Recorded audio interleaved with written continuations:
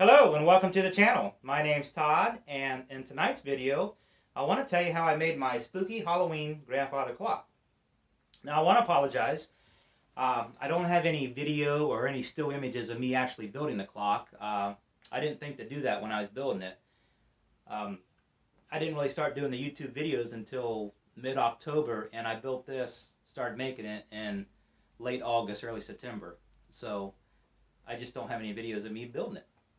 But I'm going to do my best to try to explain exactly what I did to create it.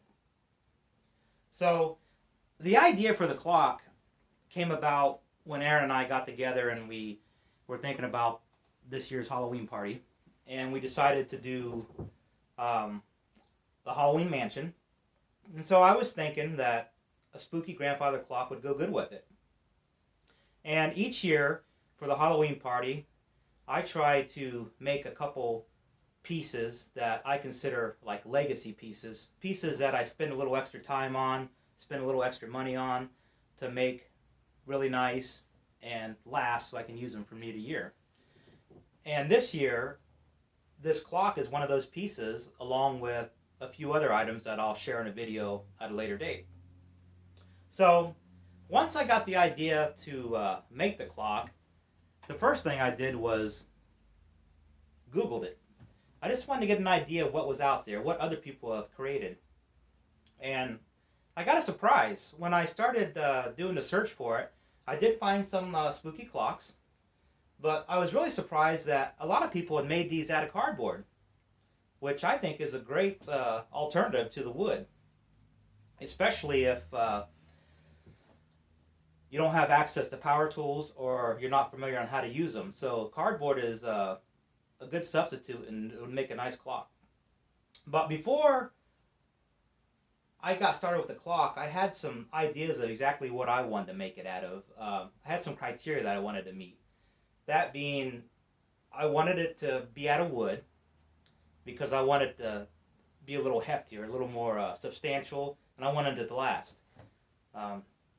Unlike cardboard, if this could take a little more abuse, and I could always just go back and sand it or paint it and make it look like new again. The other thing was I wanted it to be light, which this is, just because of materials I used to make it with. And then the other thing was I wanted it to be inexpensive, which, looking back on it, I think I did a pretty good job on all three of them. I think, as I added up, I've got about $60 in this clock. And that is going out and buying some of the material and then using some of the material that I had, like some extra pieces of scrap wood and so. So once I had that idea in my head of what I wanted to do, I went ahead and did some more searches on Google just to get some dimensions on exactly how you go about building a grandfather clock, a real grandfather clock, to see, what kind of materials they use and how they constructed it, how wide it should be, how tall, the depth of it, that kind of stuff. So I did those searches and I got a good idea of what I wanted to do. And for the dimensions, I basically figured I wanted to make it about 6.5 feet tall and 14 inches wide and about 12 inches deep. Now, you might want to make yours a little bigger, you might want to make it a little smaller. It just depends on where you're going to put it at and how you're going to use it. But I think the most important thing to remember when you're doing this is you don't want to make it top heavy.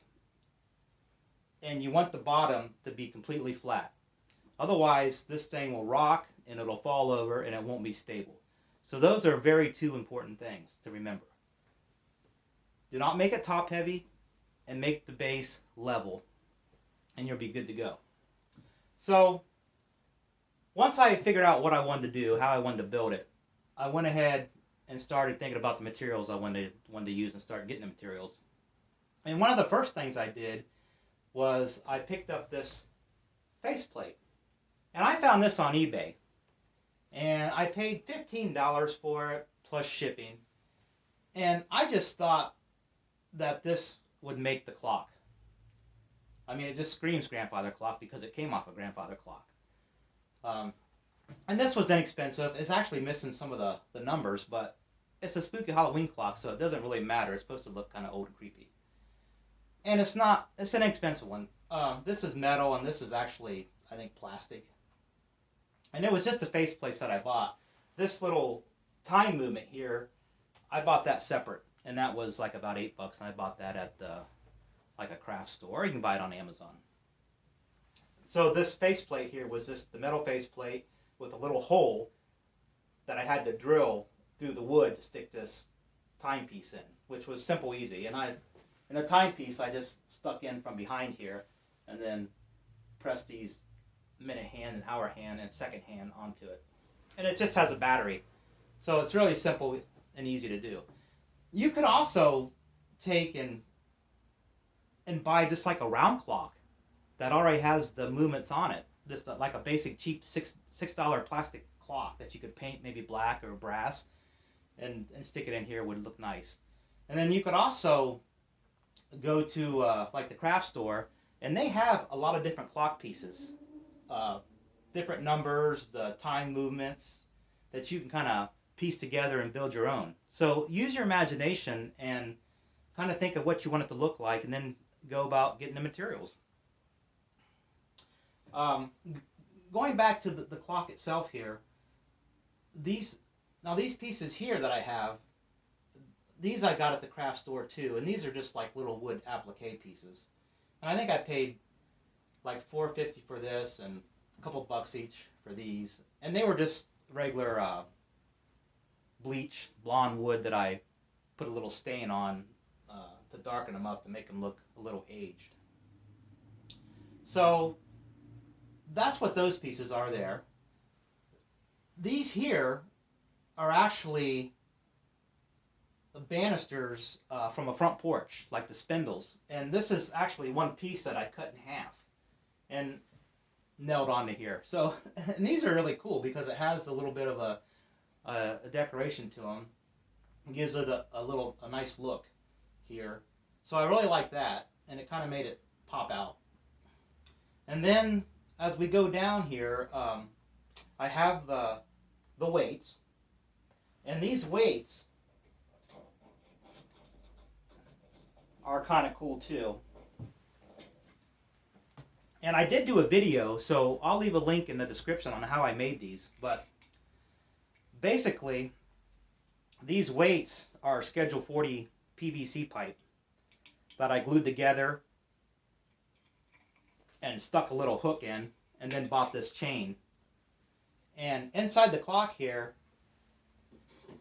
I stuck a piece of wood inside here in the center, and I put little hooks, 3 hooks in here, that I hooked this chain to. And so you can adjust this however high or low you want it. And I don't have a pendulum, but maybe I'll add one later on, but I don't have one now. But that's something I might do next year. So that's kind of basic diagram of the outside here. As far as the wood I used, I bought this real cheap, thin underlayment plywood. It was a 4x8 sheet. And I cut it down using my circular saw. And I actually had a lot left over, so I've used pieces of it to make other projects. So I bought this, and it's super thin, flexible to a certain point. Now it will break if you bend it too far. And this is what I use for the sides of the clock, and then also the back. And then I also bought some of this 1x1x8, and this is basically the framework for the clock. As you can tell, this stuff is super thin, so you can't nail or connect just these 2 pieces of wood together like that. There's just not very thick, so you can't do that. So what you do is you take the 1x1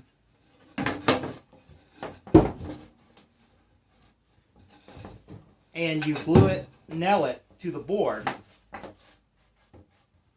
to make an edge, like so. And then you can take your other piece, the side panels, and simply nail them and glue them to the side. So that's basically how you do it.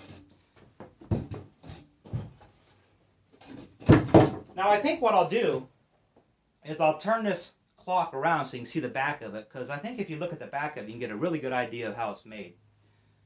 And basically this is just a rectangle oblong box. Think coffin.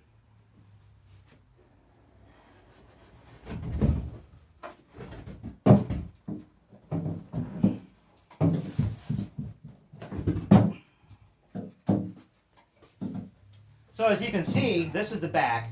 It's all one piece. And I actually signed it too.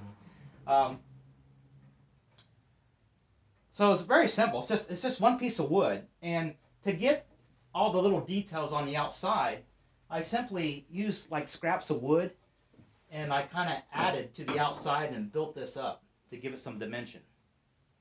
Same thing with the bottom, which I'll show you. So this is the back, and again, this is just this real thin underlayment.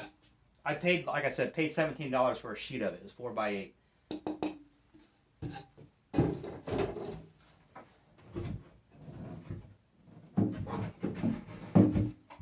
Now this is the side of it, as you can see, and this is simply would be like this.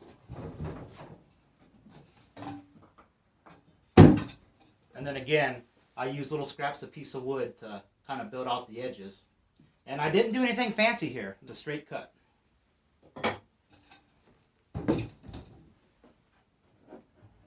So as I turn it around, you can kind of see the front of it. And the front of it was fairly easy too.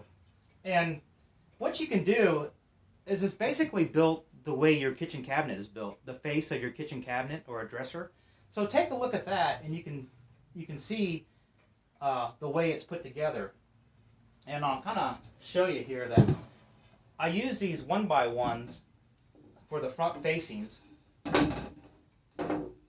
all the way from the top to the bottom on each side. And then I took some scrap lumber that I had, and I put these wherever I wanted my openings at. So I put one about here, and then I put one about here, and then I put one down there at the bottom, which made these openings. And then I simply stuck a piece of this wood from underneath here to the back, and this gave me the base to connect this to.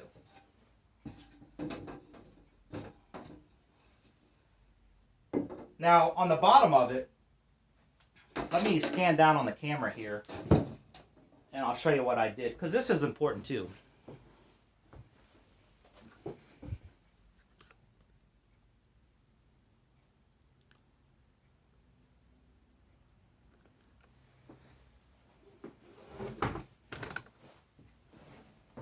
So this is the base of it, and again, this is all just one piece of wood. And on the base of it, to make sure that it was level and to give it a little more weight, a little more bulk to make sure it was stable, I simply took some board, thicker board, and I basically made a skirt with it and just put a piece on the front and then a piece on the back. And then I had some more scrap wood that I set on the top there. And it just kind of built the base out and made it a little more heftier and a little more stable. And after that, it was just a matter of going through and kind of sanding it all down. Like I said, I wasn't too concerned about this being cabinet grade. It didn't have to be perfect. It's a haunted clock after all. So I had some gaps in there, and like I said, these cuts weren't anything fancy. And some of this wood didn't really even match up very good. So what I did after I put it on there, I took my belt sander and just kind of sanded the whole thing down. Put some wood filler in some various spots like that, and made it look good. So once I had it all sanded and everything, then I went ahead and I just spray painted it this chocolate brown. You could stain it, but this type of wood, I don't know if you ever use this, it doesn't really hold stain very well. It looked kind of blotchy. And then you'd also see all the little imperfections in it, which, you know, you might want that, so you could do that. But I just went ahead and used some wood filler and painted it to kind of clean it up, make it a little nicer. Very easy. And then once I got it all painted, I simply took some paint, some dark paint, and kind of rubbed it on here to kind of darken it up in different areas. I guess you call it a glaze. I put a glaze on there, and then I let it dry just a little bit, and then I wiped it down. So if you look closely on here, you can see some lights and darks and things like that. See some of the texture, some brush strokes in there. So that's basically it. And also, the top is hollow. So it's hollow here and it's hollow on the bottom. So there's not a lot of weight to it, but yet it's pretty stable. So I think it turned out pretty good. And would I do things different? Maybe. I don't know. I like the way it is. I really like the way that it's a one piece. So it is really simple to build. And for the Halloween party, I simply put like a skeleton in here, put some cobwebs on it, and then I had a light that I stuck on the bottom that kind of flickered up. So you could do, you know, whatever you really wanted to do with it. So that's basically it. If you have any questions, leave it down in the comment and I'll try to answer it for you. But other than that, that's it. I hope you like it. If you like this video, you like others like it, please subscribe. Talk to you later.